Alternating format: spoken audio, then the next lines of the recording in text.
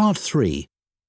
You will hear two geography students, Adam and Michelle, talking about a volcanic eruption which took place in Iceland in 1783. First, you have some time to look at questions 21 to 26.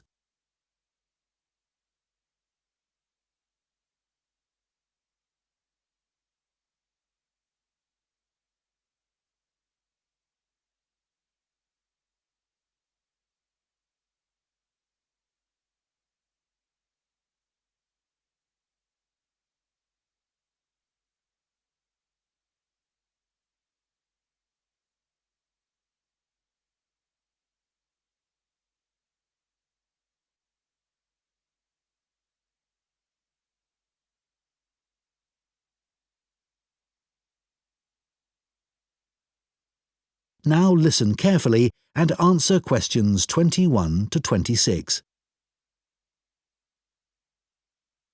So, Michelle, shall we make a start on our presentation?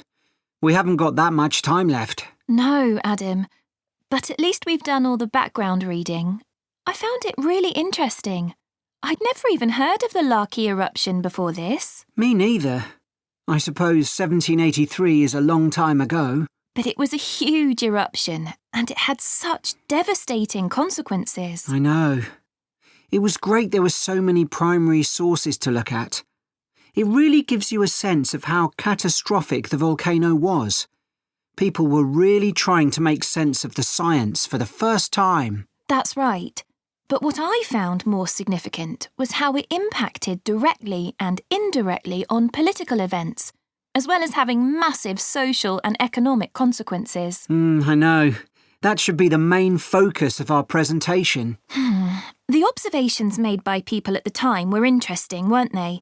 I mean, they all gave a pretty consistent account of what happened, even if they didn't always use the same terminology. Yeah. I was surprised there were so many weather stations established by that time. So, you can see how the weather changed often by the hour. Right. Writers at the time talked about the Laki haze to describe the volcanic fog that spread across Europe. They all realised that this wasn't the sort of fog they were used to. And, of course, this was in pre-industrial times, so they hadn't experienced sulphur-smelling fog before. No, that's true. Reports from the period blamed the haze for an increase in headaches, respiratory issues and asthma attacks. And they all describe how it covered the sun and made it look a strange red colour. Must have been very weird. It's interesting that Benjamin Franklin wrote about the haze. Did you read that? He was the American ambassador in Paris at the time. Yeah.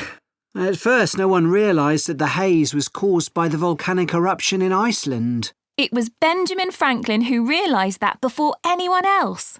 He's often credited with that, apparently. But a French naturalist beat him to it. I can't remember his name. I'd have to look it up. Then other naturalists had the same idea, all independently of each other. Oh, right. We should talk about the immediate impact of the eruption, which was obviously enormous, especially in Iceland, where so many people died. You'd expect that, and the fact that the volcanic ash drifted so swiftly, but not that the effects would go on for so long, or that 2 years after the eruption, strange weather events were being reported as far away as North America and North Africa. No, I found all that hard to believe too. It must have been terrible, and there was nothing anyone could do about it, even if they knew the ash cloud was coming in their direction. Before you hear the rest of the discussion, you have some time to look at questions 27 to 30.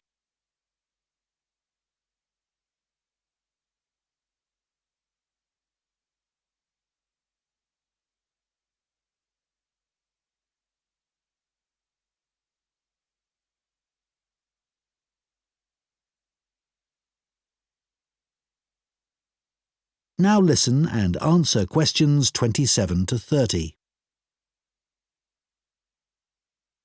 We should run through some of the terrible consequences of the eruption experienced in different countries, There's quite a varied range.